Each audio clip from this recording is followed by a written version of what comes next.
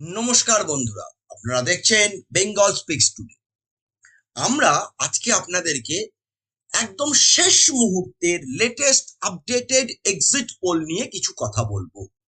সারা ভারত জুড়ে আঞ্চলিক মিডিয়া থেকে সর্বভারতীয় মিডিয়া তারা প্রত্যেকেই নিজের নিজের মতো করে এক্সিট পোল করেছে এবং তাদের সমস্ত এক্সিট পোলের যা নির্যাস সেটা আপনারা আজকে আমার এই ভিডিওতে দেখতে পাবেন। এছাড়াও আরো যেটা দেখতে পাবেন সেটা হচ্ছে এই প্রথম ভারতবর্ষের ইতিহাসে আর্টিফিশিয়াল ইন্টেলিজেন্স ব্যবহার করে 10 কোটি মানুষের মতামতকে এক জায়গায় করে তৈরি করা জি নিউজের এক্সিট পোল। অনেক এক্সিট পোল হয়েছে, কিন্তু তার স্যাম্পল সাইজ 10 কোটি এটা কখনোই সম্ভব ছিল না আর্টিফিশিয়াল ইন্টেলিজেন্সের মদত ছাড়া। 10 কোটি মানুষের মতামত সম্বলিত এক্সিট পোল। এছাড়াও সারা ভারতবর্ষের যতগুলি মিডিয়া এক্সিট পোল করেছে তার সবগুলি আপনাদের সামনে আমরা তুলে ধরবো একের পর এক। আশা করব এই প্রতিবেদনটি আপনাদের ভালো লাগবে। দেখতে থাকুন বেঙ্গল স্পিক্স টুডে। প্রথমেই আমরা লক্ষ্য করে দেখব যে প্রতিটা এক্সিট পোলের একটা নির্দিষ্ট প্যাটার্ন আছে। সেটা হচ্ছে বিজেপি অ্যাবসলিউট মেজরিটি পেয়ে কেন্দ্রে ক্ষমতায় আসছে। এর কতটা বাস্তব ভিত্তি আছে সেটা নিয়ে আমরা একটু পরে আলোচনা করব। প্রথমে আমরা শুরু করছি জাত ভিত্তিক ভোট প্রাপ্তি কিরকম হয়েছে। এক্সিট পোলে ঢোকার আগে আমরা শুধু এইটা নিয়ে 2 মিনিট কথা বলবো। রিপাবলিক এবং পি মার্কের এক্সিট পোলে দেখা যাচ্ছে বিজেপি প্লাস অর্থাৎ এনডিএ শিডিউল কাস্টের ভোট পেয়েছে 43%, শিডিউল ট্রাইবের পেয়েছে 49%, ওবিসির পেয়েছে 59%, আর মুসলিম পপুলেশনের ভোট পেয়েছে 12%। অর্থাৎ এখনো আমাদের দেশে মুসলমান জনগোষ্ঠী বিজেপি বা তার সহযোগীদেরকে ভরসা করতে পারছে না, সেটা রিপাবলিক এবং পি মার্কের এক্সিট পোলেই স্পষ্ট। অন্যদিকে কংগ্রেস প্লাস অর্থাৎ ইন্ডিয়ার কিছুটা বলতে পারেন, তারা কিন্তু মুসলিম পপুলেশনের ভোট পেয়েছে, অর্থাৎ মুসলিম ভোটারদের ভোট পেয়েছে 72%। এই 72% ভোট কংগ্রেস পেয়েছে মুসলিম পপুলেশন। ওবিসিরও পেয়েছে 33% এবং শিডিউল ট্রাইবেরও পেয়েছে 40%, শিডিউল কাস্টের 35%। অর্থাৎ মুসলিম পপুলেশনের ডিফারেন্সটা কিন্তু অনেক, 60% ডিফারেন্স এক্সিট পোলে শো করছে রিপাবলিক এবং পি মার্কের এক্সিট পোল। কংগ্রেসকে তারা অনেক বেশি নির্ভরযোগ্য মনে করছে। অন্যদিকে আদার্স যারা রয়েছে তারাও মুসলিম পপুলেশনের ভোট পেয়েছে 16%, ওবিসির 8%, এসটির 11% এবং শিডিউল কাস্টের 22%। এটা হচ্ছে মোটামুটি একটা এক্সিট পোল যেটা জাত ভিত্তিক ভোট প্রাপ্তির একটা হিসেব, যেটা রিপাবলিক টিভি করেছে। সেটা আপনাদেরকে প্রথমে একটু দেখিয়ে নিলাম যে যতই সবকা সাথ সবকা বিকাশ বলা হোক, মুসলমান জনগোষ্ঠী কিন্তু এখনো বিজেপিকে তাদের বন্ধু মনে করছে না। এবার আমরা ঢুকবো এক্সিট। প্রথম আমরা যেটা দেখাচ্ছি সেটা হচ্ছে পোলস্ট্রাটের এক্সিট পোল, যেটা TV9 দেখিয়েছিল। প্রথম দিন তারা দেখালো যে পশ্চিমবঙ্গের ক্ষেত্রে 42টা আসনের মধ্যে বিজেপি পাবে 17টা, টিএমসি পাবে 24টা, কংগ্রেস পাবে 1টা এবং আদার্স অর্থাৎ লেফট কিচ্ছু পাবে না। এটা গেল প্রথম। দ্বিতীয় দিন তারা দেখালো যে এক্সিট পোলটা তারা একটুখানি আপডেট করে দেখালো টিএমসি পাবে 20টা, বিজেপি পাবে 21টা, কংগ্রেস পাবে 1টা। অর্থাৎ এটা হচ্ছে লেটেস্ট এক্সিট পোল। আমি আপনাদের প্রথমেই বলেছিলাম যে আমরা আপনাদের লেটেস্ট এক্সিট পোলের খবর দেব। আপনারা যারা পুরনো এক্সিট পোলটা নিয়ে দেখছিলেন, ভাবছিলেন TV9 তো বলেছে টিএমসি অনেক বেশি পাবে, তা কিন্তু নয়। কারণ তারা তাদের আপডেটেড এক্সিট পোলে বলেছে টিএমসি 20টা, বিজেপি 21টা এবং কংগ্রেস 1টা। বামফ্রন্ট একটাও পাচ্ছে না এই ভোটে, এটাই দেখা যাচ্ছে TV9 আর পোলস্ট্রাট এবং পিপলস ইনসাইটের এক্সিট পোলে। এইবার আমরা আসব সিএনএক্স এক্সিট পোলের রেজাল্ট। তারা বলছে পশ্চিমবঙ্গে বিজেপি পাবে 22 থেকে 26টা, তৃণমূল 14 থেকে 18টা, কংগ্রেস 1টা থেকে 2টো, লেফট এখানেও শূন্য। লেফটের ঝুলি সিএনএক্স এর এক্সিট পোলেও কিন্তু শূন্যই থাকছে, অর্থাৎ লেফট সিএনএক্স এর হিসেব মতো শূন্য ছিল, শূন্য আছে। এটা সিএনএক্স এর এক্সিট পোলের রেজাল্ট আপনাদের সামনে আমরা তুলে ধরলাম। এবার আমরা আসছি টুডেস চাণক্যর এক্সিট পোল। বিজেপি 24টা +-5, অর্থাৎ বিজেপি 19ও পেতে পারে আবার 29ও পেতে পারে, 19 থেকে 29-এর মধ্যে। তৃণমূল কংগ্রেস 17 ± 5 অর্থাৎ 22ও পেতে পারে, আবার 12ও পেতে পারে। এটা মানে একটু অসম্ভব ধরনের এক্সিট পোল। যাই হোক, আপনারা দেখুন, কংগ্রেস পাবে একটা ±1, দুটোও পেতে পারে, আবার কি একটা মাইনাস হয়ে শূন্য হয়ে যেতে পারে, এরকম ব্যাপার। লেফটরা এই ক্ষেত্রেও শূন্য, আদার্স মানে লেফট।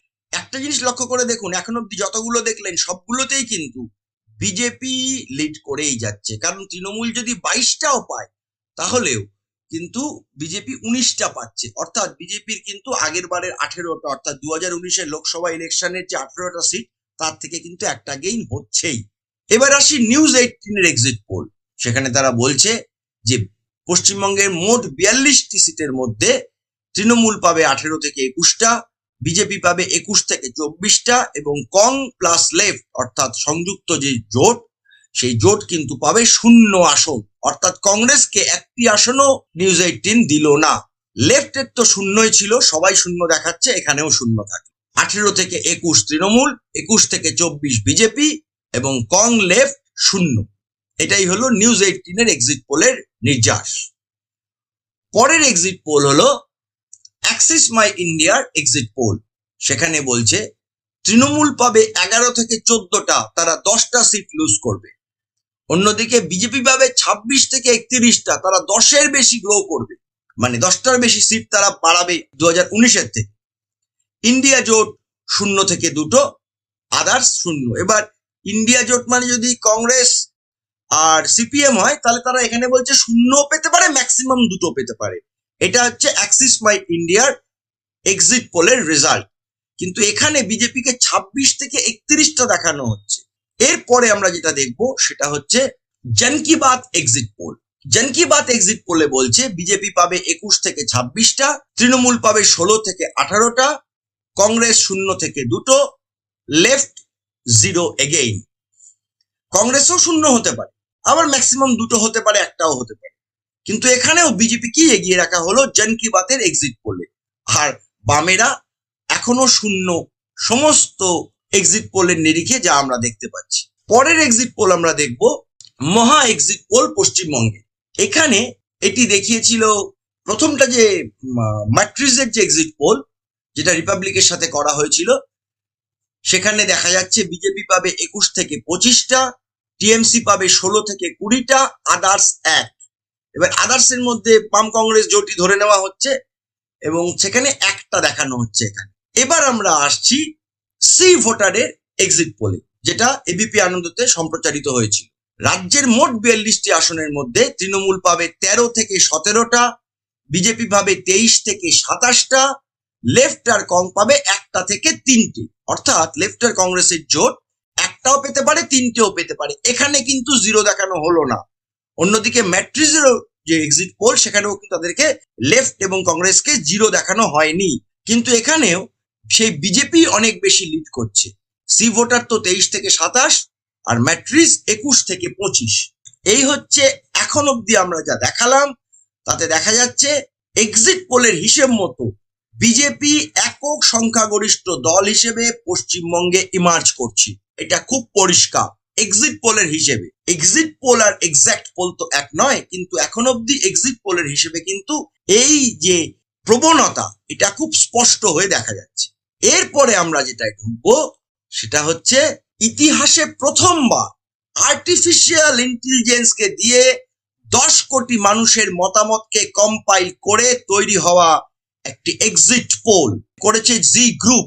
কিভাবে এটা করা হয়েছে সেটার একটা ভিডিও আমি আপনাদেরকে শোনাবো। প্রথমে কি কি মেথোডোলজি ইউজ করা হয়েছে, কিভাবে করা হয়েছে, কি করে 10 কোটি মানুষের কাছে পৌঁছানো গেল, যেটা শুনে তো একেবারেই অসম্ভব মনে হয়।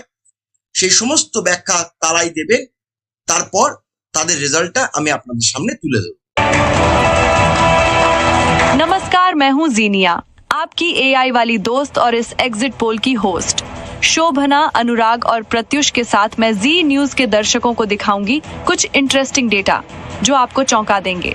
इस डेटा को तैयार करने में मैंने और मेरी टीम ने पूरे चुनाव के दौरान जमकर काम किया, करोड़ों लोगों की सोशल मीडिया प्रोफाइल को खंगाला और तब जाकर हमने देश का पहला एआई एग्जिट पोल बनाया है। तो चलिए हम सब शुरू करते हैं भारत के टीवी इतिहास का पहला एआई एग्जिट पोल। देश के सबसे पहले एआई एग्जिट पोल के लिए तैयार हूँ। मैं आपको बताती हूँ कि एआई एग्जिट पोल को मैंने कैसे एनालाइज किया है। ये एग्जिट पोल मैंने लोगों की राय के आधार पर तैयार किया गया है।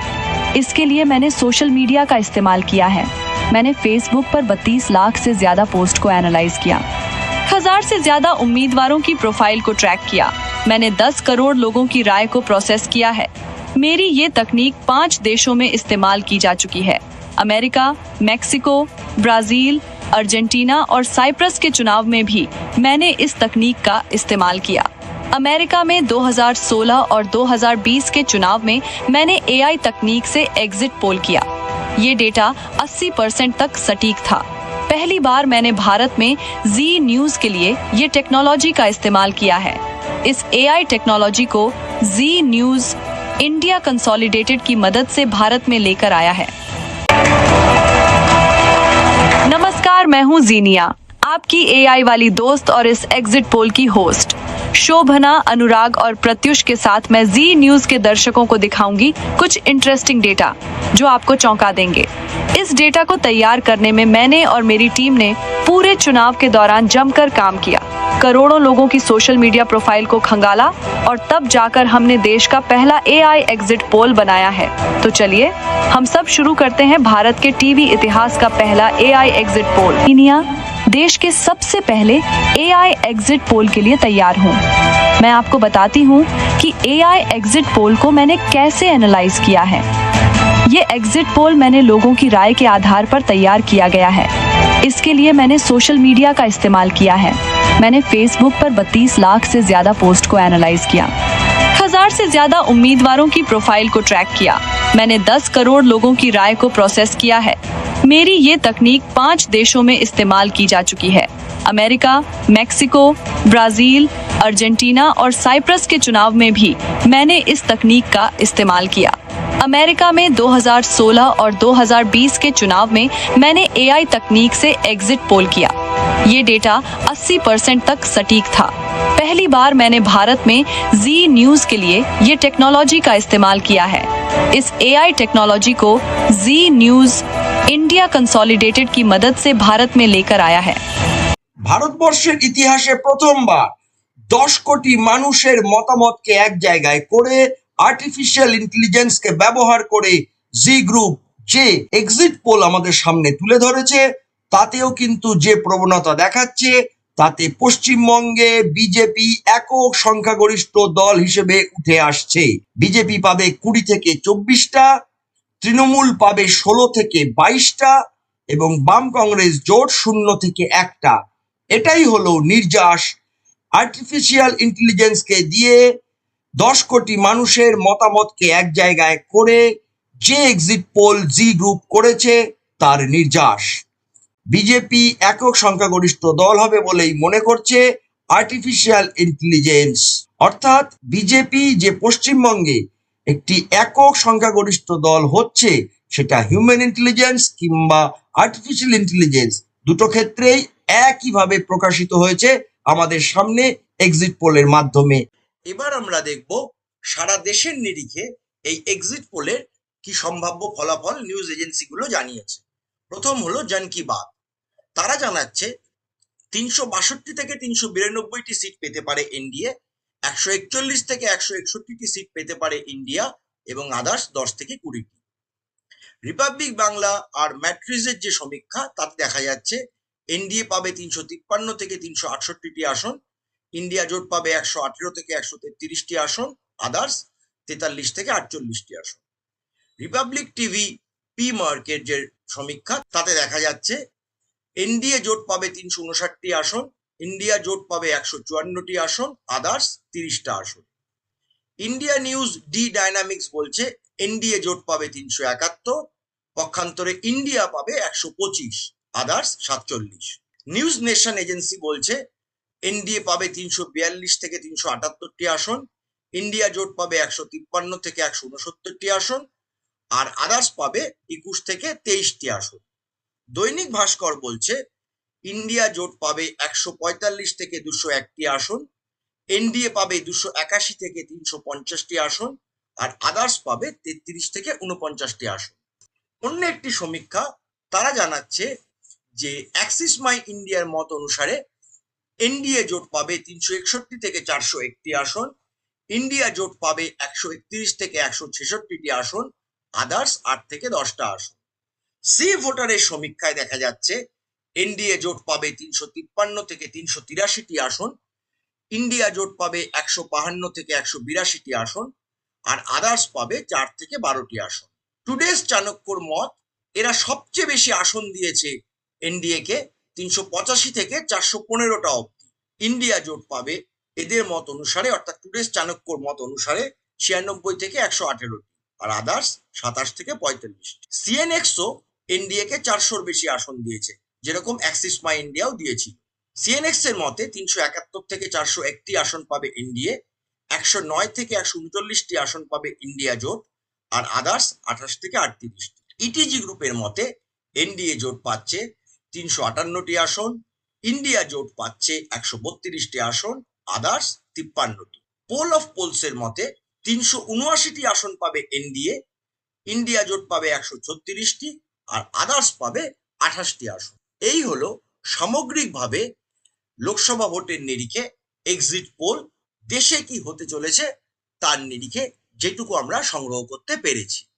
এবার আমি আপনাদেরকে বলবো আমার নিজের অবজারভেশন। কিছু কিছু প্রশ্ন আমার মনে বারবার খোঁচা দিচ্ছে। কেন প্রশ্নবিদ্ধ হচ্ছে আমি, তার কারণ 2023 সালের শেষ পঞ্চায়েত নির্বাচন, যেটা রক্তাক্ত হয়েছে, যেখানে হত্যা হয়েছে, যেখানে বুথ জ্যাম হয়েছে, যেখানে রিগিং হয়েছে, যেখানে ভোট দিতে না পারার মতো অভিযোগ, এই সমস্ত অভিযোগগুলো বারবার উঠেছে শাসক দলের বিরুদ্ধে।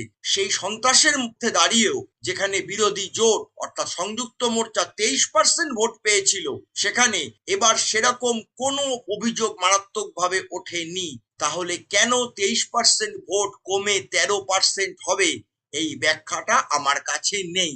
এটা কি সত্যি তাই হবে, নাকি এটা দেখানো হচ্ছে যাতে ইলেকশনে কাউন্টিং এর সময়ও ডিমোরালাইজ হয়ে যায় সংযুক্ত মোর্চা অর্থাৎ কংগ্রেস এবং বাম দলগুলির যে জোট, সেই জোটের যারা কাউন্টিং এজেন্ট তারা? প্রশ্নটা এখানে বারবার উঠবে, তার কারণ সন্দেশখালীর মতো ঘটনা গত 1 বছরে ঘটেছে, যা শুধু ভারতবর্ষে নয়, বাংলা ভারতবর্ষ ছাড়িয়ে বিদেশের নিউজ পেপার গুলোতেও বারবার রিপোর্ট হয়েছে এটা নিয়ে। এই ঘটনার মধ্যে, এই সময়ের মধ্যে আরো অনেকগুলো ঘটনা ঘটেছে। 26,000 শিক্ষকদের চাকরি চলে গেছে, যেটা এখনো স্টেতে আছে, কিন্তু এখনো শিক্ষকরা, যোগ্য শিক্ষকরা এখনো কিন্তু বুঝতে পারছে না তাদের চাকরি থাকবে কিনা। কারণ সুপ্রিম কোর্টে দাঁড়িয়ে রাজ্য সরকার অ্যাপিল করেছিল যে যদি এই অনুসন্ধান করার জন্য নেতা মন্ত্রীদের ডাকা শুরু হয়, তাহলে নাকি ভোট প্রচারের জন্য কোনো নেতা মন্ত্রীকেই আর পাওয়া যাবে না। তার মানে কিভাবে পুরো মন্ত্রিসভায় যুক্ত, সেই সন্দেহ তৈরি করে দিয়েছে এই পশ্চিমবঙ্গ সরকার। কিন্তু তা সত্ত্বেও কেন 23% ভোট কমে যাচ্ছে, এই রহস্যের কোনো উত্তর কিন্তু কোনো সমীক্ষক দল দেননি। হতেই পারে হয়তো ভোটটা এত পোলারাইজ হয়ে গেছে যে যতটা ভোট তৃণমূলের কমবে আশা করা হচ্ছে, তা সেই সমস্ত ভোটটাই চলে যাবে বিজেপিতে। কিন্তু পশ্চিমবঙ্গের মাটি কি সত্যিই এত পোলারাইজড? যতই পোলারাইজেশনের চেষ্টা করা হোক, প্রশ্নটা সেখানেই যে 23% ভোট কি করে কমে 13% হবে, বা কেউ কেউ তো বলছেন 6-8% হয়ে যাবে কংগ্রেস আর বাম মিলিয়ে। এটাই আমি বুঝতে পারছি না, অনেকক্ষণ বোঝার চেষ্টা করেছি এটাই। কিন্তু আমি যেহেতু অনেকগুলো জায়গায় গিয়ে নিজে সার্ভে করেছি, তাতে আমার কিন্তু মনে হয়েছে বাম কংগ্রেস জোটের ফল আসন সংখ্যা নিরিখে আমি বলতে না পারলেও অন্তত 20% ভোট তারা পাবেই। এই 7% ভোট, যেটা অনেকেই 13-14 দেখাচ্ছে, অর্থাৎ এই যে 6-7% ভোট বাড়বে, এই বাড়াটা কিন্তু মিনিমাম আমি বলছি 20% ভোট পাবে। এই বাড়াটা কিন্তু কোন দলের যে ভোট কাটবে এটা বুঝতে পারছি না। আরেকটা প্রশ্ন, 2021-এর বিধানসভা নির্বাচনে 91 জন মুসলমান 100 জনের মধ্যে তৃণমূল কংগ্রেসকে ভোট দিয়েছিল, অর্থাৎ 91% মুসলিম ভোটারদের ভোট কাস্ট হয়েছিল in favour of Trinamool Congress.